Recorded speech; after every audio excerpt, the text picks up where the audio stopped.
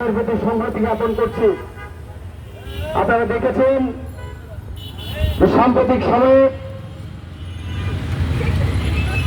পার্বত্য চট্টগ্রামে সাম্প্রদায়িক সহিংসতাকে কাজে লাগিয়ে পার্বত্য চট্টগ্রামকে অস্থির করা হয়েছে। পার্বত্য চট্টগ্রামে অগ্নিসংযোগ করা হয়েছে এবং সর্বশেষ খাগড়াছড়ি টেকনিক্যাল স্কুলের একজন শিক্ষক, আমরা ঠিক তাকে শিক্ষক বলবো কিনা সেটি নিয়ে আমাদের প্রশ্ন হচ্ছে। সেই শিক্ষক সঞ্চালক বলেছেন যে পূর্বে 2006 থেকে 2011 সাল পর্যন্ত কুষ্টিয়ার একটি স্কুলে তিনি শিক্ষকতা করতেন। সেইখানে তার বিরুদ্ধে নারী নিপীড়নের অভিযোগ ছিল। পরবর্তীতে তাকে বান্দরবনে খাগড়াছড়িতে ট্রান্সফার করা হলো এবং 2021 সালে নারী নিপীড়ন এবং ধর্ষণের ঘটনায় তাকে কারান্তরণ করা হলো।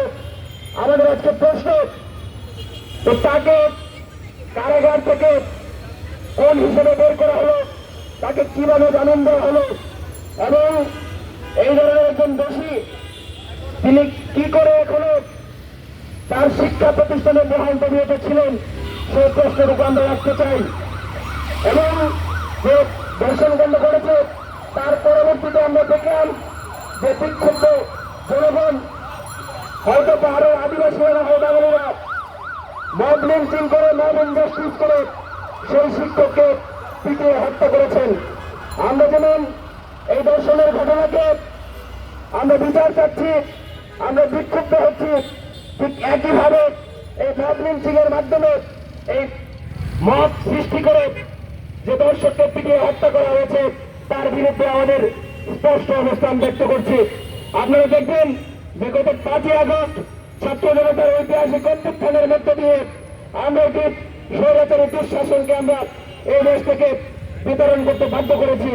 কিন্তু স্বৈরাচারী যে ব্যবস্থা আমাদের আষ্টে পৃষ্ঠে ক্ষমতার মস্তদে টিকে আছে, সেইগুলোকে আমরা এখনো বিতাড়িত করতে পারি নাই। বিভিন্ন শিক্ষা প্রতিষ্ঠানে মব লিঞ্চিং এর মাধ্যমে শিক্ষার্থীদেরকে পিটিয়ে হত্যা করা হচ্ছে।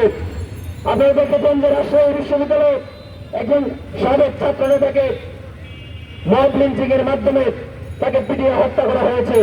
জাহাঙ্গীরনগর বিশ্ববিদ্যালয় এবং যে বিশ্ববিদ্যালয় দ্বারা কথা বলছি সেই বিশ্ববিদ্যালয়ের ফজলুল হক হলে তোফাজ্জলকে পিটিয়ে হত্যা করেছে।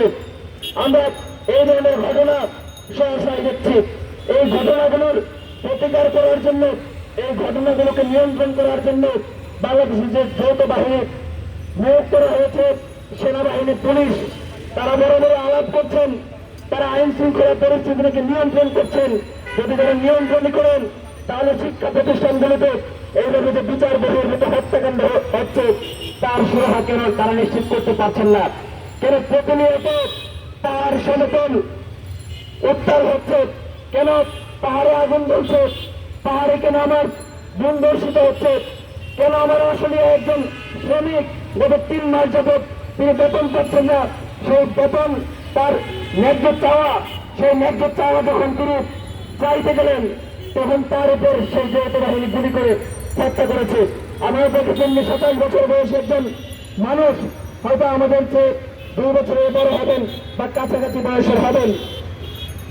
এই রাষ্ট্র যদি ঠিকঠাক মতো পড়াশোনার পরিবেশ নিশ্চিত করতে পারত, কাউসার হয়তো আজকে এই বিশ্ববিদ্যালয়ে কোনো এক জায়গায় বসে আড্ডা দিতেন, ক্লাস করতেন বা এখানে বিক্ষুব্ধ হতেন।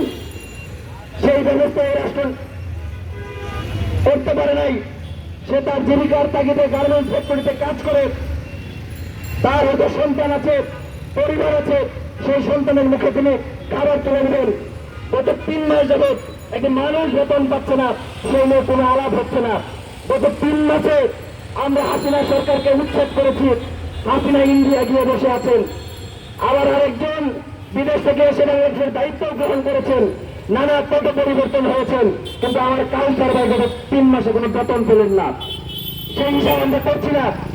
সেই থেকে যখন আন্দোলন চলছে তখন সেনাবাহিনী যৌথ বাহিনী আমার ভাইয়ের বুকের উপর গুলি চালাচ্ছে। আমরা সম্পূর্ণ ঘটনার বিচার চাই।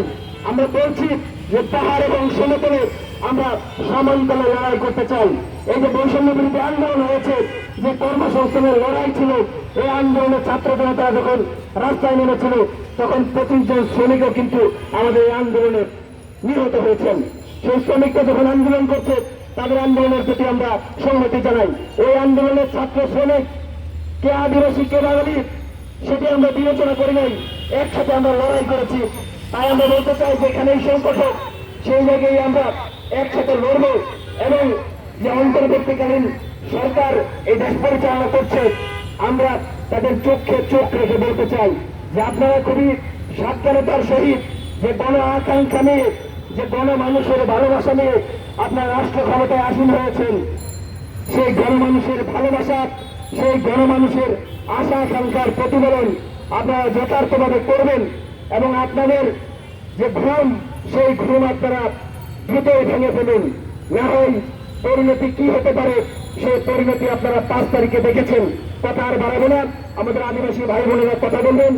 পাহাড়ে যে দর্শন হয়েছে সেই ঘটনার তীব্র নিন্দা এবং যিনি এই ঘটনার সাথে জড়িত ছিলেন তাকে তো মব লিঞ্চিং এর মাধ্যমে হত্যাই করা হলো। এর সাথে যারা জড়িত ছিল, যারা দোষী ছিল, যারা কুশীলব ছিল তাদেরকে প্রচলিত আইনের মাধ্যমে বিচারিক প্রক্রিয়ায় তাদের শাস্তি নিশ্চিত করতে হবে। এই দাবি করে আবারও পুনর্বার ছাত্র ইউনিয়নের পক্ষ থেকে সংহতি জানিয়ে আমি আমার কথা শেষ করছি। ধন্যবাদ সকলকে। ধন্যবাদ জানাচ্ছি বাংলাদেশ ছাত্র ইউনিয়ন কেন্দ্রীয় সংসদের সাধারণ সম্পাদক বাহাউদ্দিন শুভকে।